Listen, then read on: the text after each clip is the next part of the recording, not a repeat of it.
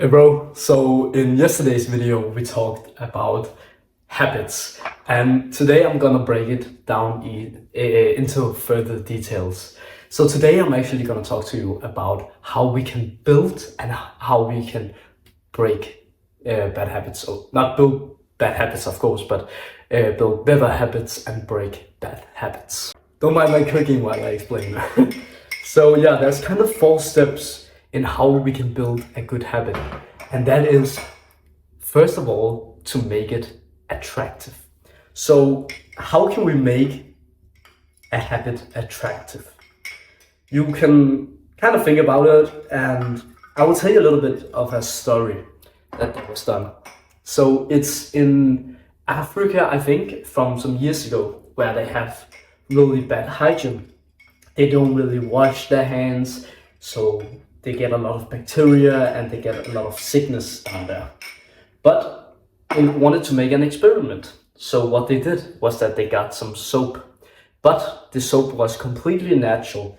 There were no smell in it, so it was just completely normal, right? Kind of the ones that you use in school, if you remember, the kind of soap that you just used, the things that almost smelled bad because it was so natural, but that kind of soap they used. And they found out that it only had a bit increase of people who actually used it. So what does this tell us? It tells us that even if we have the solution in front of us, we may not actually even use it because it's not attractive. So that's why we won't really use it. So that is the first thing. We need to make it attractive. So the interesting thing was that then they made soap with smell in it, so it would smell good. So whenever you used it, nice smell, right? And they saw an increase of people using the soap. I think the increase was either 50% or 40%. So think about it, the whole country, or was it just the city? But anyway, they used 40% used more soap. So that means that the sickness went down with like 30 or 40%. Isn't that incredible? So they literally cured so many sicknesses just because they gave it some smell. I have another example, and that is with gum actually. And that is the next thing, which is that you're gonna make it satisfying. So that is the next kind of step to build a good habit. So you probably may already be thinking about why it's satisfying. But gum, when we chew it, which one would you rather want? One with flavor or one without flavor? You will probably want with flavor, right? Why?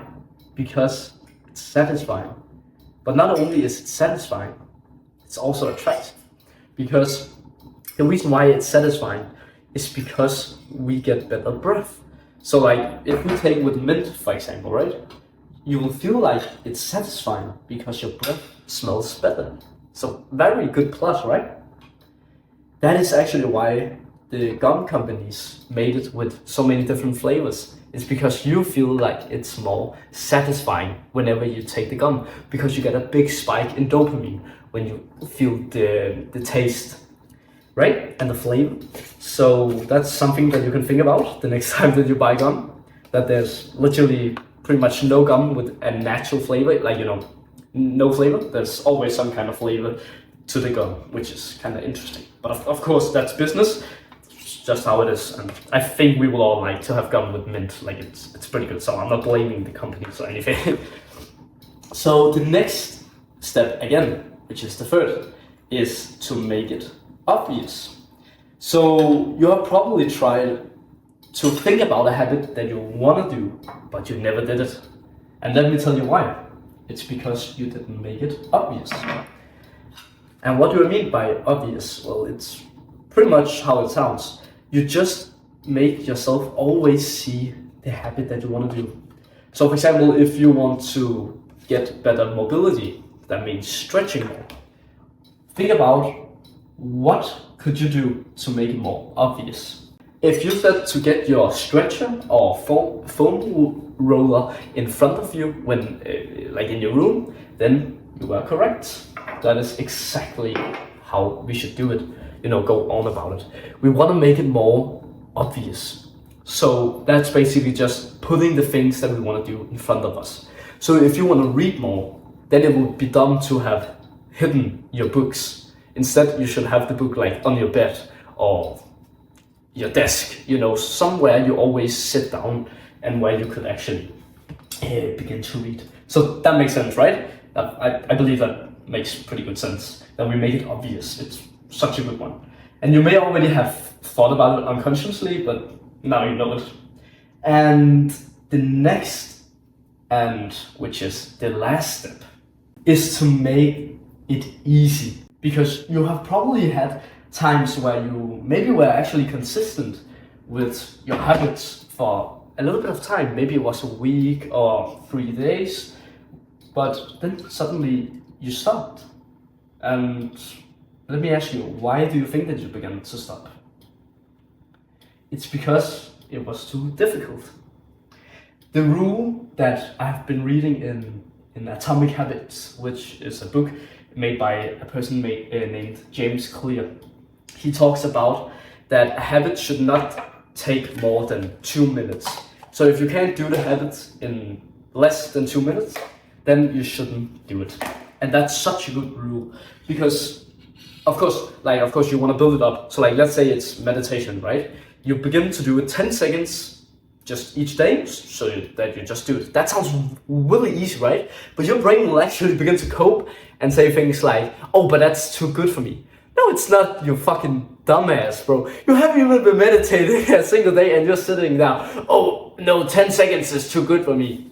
Because you've been seeing all these influencers do it for 5, 10, 20 minutes, 1 hour maybe. And now you think that you're at their level. Brother, they started at 10 seconds, like, each day. And then whenever a week or so has been going, then they just plus it with 10 seconds. So like, now they do it for 20 seconds each day.